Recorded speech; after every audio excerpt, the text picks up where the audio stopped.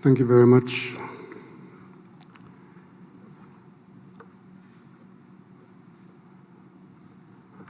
Honourable Prime Ministers, Dr. Tao Zhang, Deputy Managing Director of the IMF, Minister of Finance, Trinidad and Tobago, Honourable Colin Imbert, other ministers, governors, presenters, moderators, distinguished ladies and gentlemen, members of the media. It is my very pleasant duty to extend a warm Trinidad and Tobago welcome to our regional colleagues, officials from the IMF who are co-hosts in this forum, officials from the international and regional financial institutions, and all of you distinguished ladies and gentlemen who have traveled here to be participants in this very important and timely forum. This is the second time that this distinguished gathering is being held in Trinidad and Tobago, as we had the honor of being host, or should I say co-host, of the inaugural forum in 2012. It is my understanding that prior to the launch of the Caribbean Forum in 2012, there was a sense that the unique macroeconomic challenges facing our small island economies, we are classified as middle-income states, that this did attract some requisite attention from the IMF and indeed from other international financial institutions. We apparently fell between the cracks somewhere along the way because we were not poor enough to require special intensive care and or eligible to be available for concessionary financing, and we're never large enough to have a material impact on global economic developments. But we are not insignificant, however you look at us. I note, however, that since 2012, this regional forum has helped to heighten the focus of the fund's work on small states and brought greater attention to the unique challenges faced by small states of the Caribbean. The increased attention being accorded to Caribbean states is reflected in the growing volume of research papers devoted to the Caribbean, and this done by expanding technical assistance to Caribbean countries, both directly and indirectly through the Caribbean Technical Assistance Agency, CARTAC, and by more focused surveillance with or without financial support. As small states go, the Caribbean is indeed a unique region. There's wide variation in the per capita incomes of the countries in the region, ranging from $6,700 US for Dominica to $21,130 for the Bahamas. Largely because of this, analysts once divided the region between less developed and more developed states. Thankfully, this classification is no longer frequently used, partly because of the realization that regardless of how we appear in per capita income scales, we are all in the same boat. There are both differences and similarities within us as a group.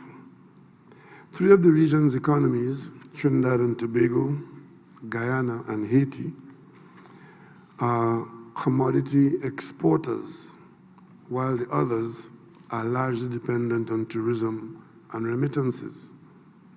However, we are all relatively undiversified economies and all highly vulnerable to developments in the United States, the United Kingdom, and elsewhere. Above all, we are all convinced that our economic prospects are enhanced by close collaboration and involving intensified dialogue and coordinated policies.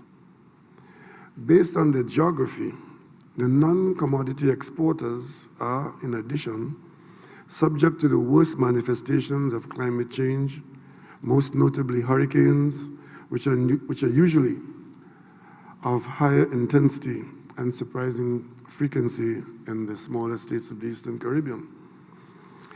According to the experts, the Caribbean region is among the most disaster-prone in the world, adjusted for land area and for population.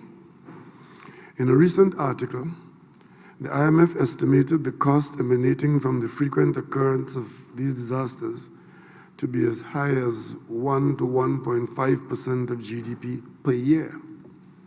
Moreover, reconstruction costs following such disasters usually add significant pressure on the country's already strained public finances. The Caribbean region experienced rapid growth during the 1970s and 80s, on the basis of which most of the Caribbean countries reached middle-income status and were ranked relatively high on the United Nations Human Development Index, vis-a-vis other developing countries.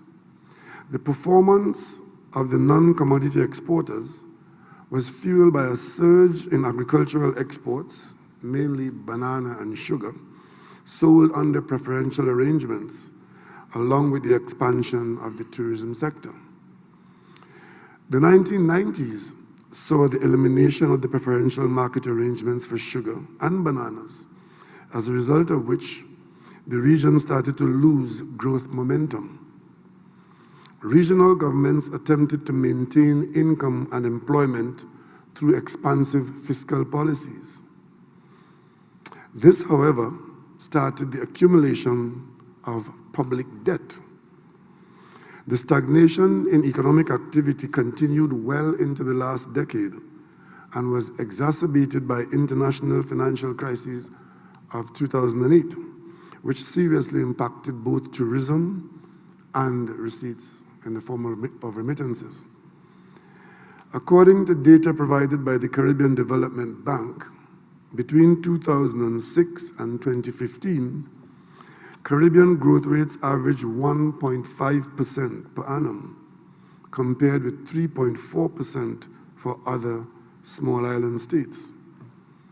For one thing, this disparity put to rest the thesis that our poor performance was mainly due to our small size.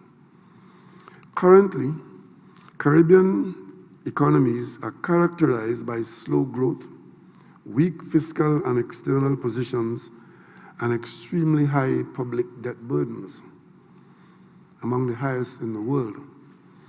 In 2015, the average debt to GDP ratio for all countries in the region was about 77%. Excluding the commodity exporters of Trinidad and Tobago, Suriname, and Guyana, the average was close to 90% of GDP. 3 countries of this group had debt ratios in excess of 100% of GDP. In 2015, debt servicing costs ranged from 16 to up to 40% of government revenues in some countries, sharply reducing available room for growth-inducing capital expenditures. I must note, ladies and gentlemen, that Trinidad and Tobago has also found itself facing subdued growth and increasing fiscal imbalances. Following rapid economic expansion in the period 2004 to 2009, where we were averaging about 8% per annum, real GDP growth has been anemic since 2011. The overriding reason has been the decline in oil and gas production, and that in the face of our maturing oil and gas fields and our reduction in investments in exploration, influenced largely by the external market conditions of the collapse of 2008-2009. Most recently, however, the dramatic slump in oil and gas prices has affected activity in the energy sector directly and has had major spillover effects on the government expenditure and the non-energy sector activity. With the consequent expansion in fiscal imbalances, the government of Trinidad and Tobago now faces the twin task of fiscal consolidation and returning the economy to a faster growth path. Moreover, this time, our growth strategy must involve an expansion in non-energy related activities, since, given the structural changes taking place in the global energy markets, the outlook for the energy sector is, to say the least, a little more worrisome. In its 5-year fiscal consolidation plan, the government of Trinidad and Tobago has initiated a comprehensive reform of the non-energy tax regime, even while it's reviewing the energy tax system to provide greater incentives for oil and gas exploration, increase secondary recovery, and the promotion of renewable energy resources. On the expenditure side, the government is focusing on measures to reduce corruption and wasteful spending, cutting subsidies and transfers, and enhancing the efficiency of spending on social programs through better targeting. These measures will make space for higher growth-enhancing capital expenditure. Our diversification strategy highlights the development of a number of sectors in which we believe we have some kind of competitive advantage or opening opportunities. These include tourism, merchant marine, art and leisure, manufacturing, and some niche agricultural processing activities, particularly in the area of cocoa and coconut production.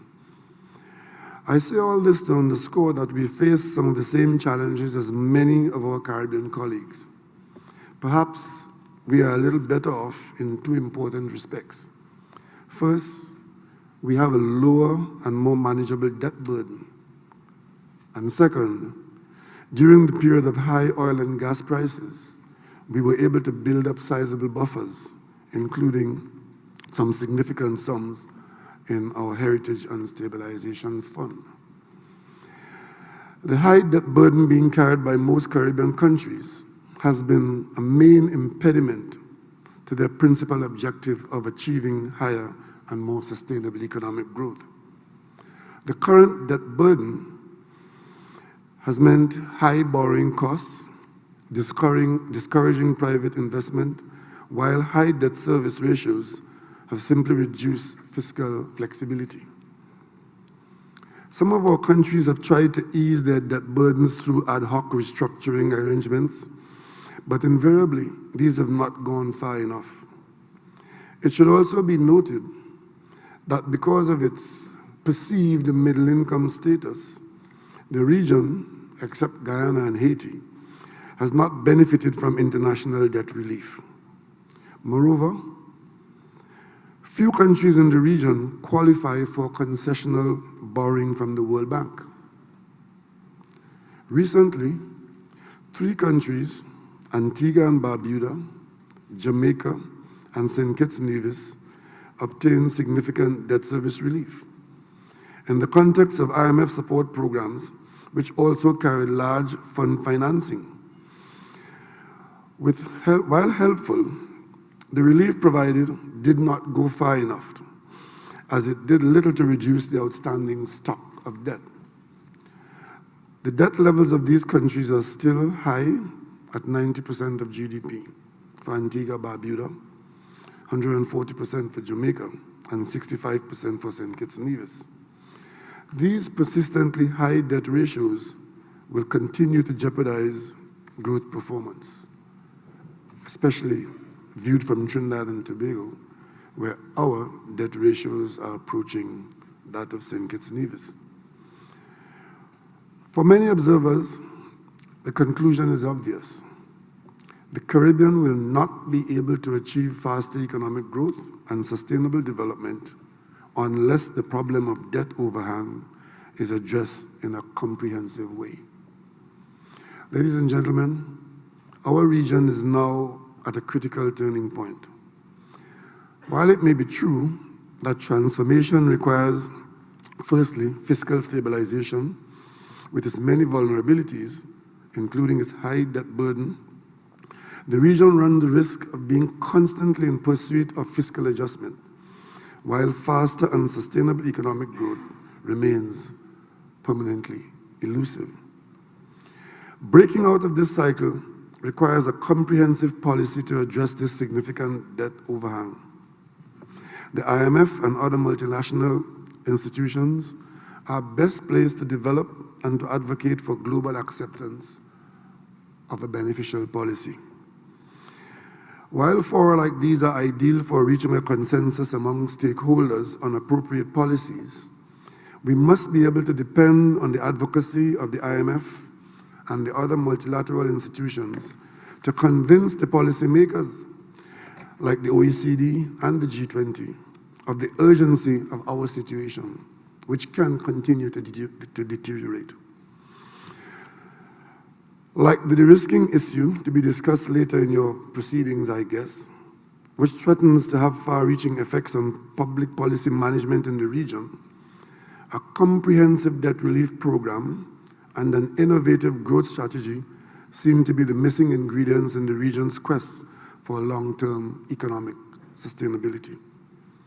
The IMF must step up to the plate and assist with this very necessary initiative.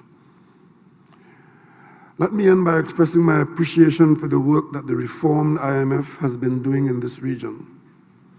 I can vouch for the more open and informative policy dialogue that you have carried out with our officials and the increased willingness of the institution to consider homegrown solutions and the prompt response to our request for technical assistance. I trust that this will continue because this plays no small part in our ability to right our own ship. At the local level here in Trinidad and Tobago, we have sought and have received valuable assistance from the fund in developing a new gas taxation policy. This exercise is a very important part of our repositioning initiative to strengthen our revenue stream. We are grateful to the fund for this assistance. I trust that these few points I raised in my overview would pique your interest and stimulate your desire to engage our Caribbean circumstances. With that as our goal, I say welcome to all newcomers who are visiting us for the first time. We've asked you, why were you away so long? And for those of you who are accustomed to come to Trinidad and Tobago, we know that you know our circumstances, and I offer you, both newcomers and frequent visitors, full open house to Trinidad and Tobago to enjoy our atmosphere, enjoy the country, but most importantly, have a very successful consideration of all the issues you brought, and we look forward to a successful outcome. Thank you very much for coming to Trinidad and Tobago.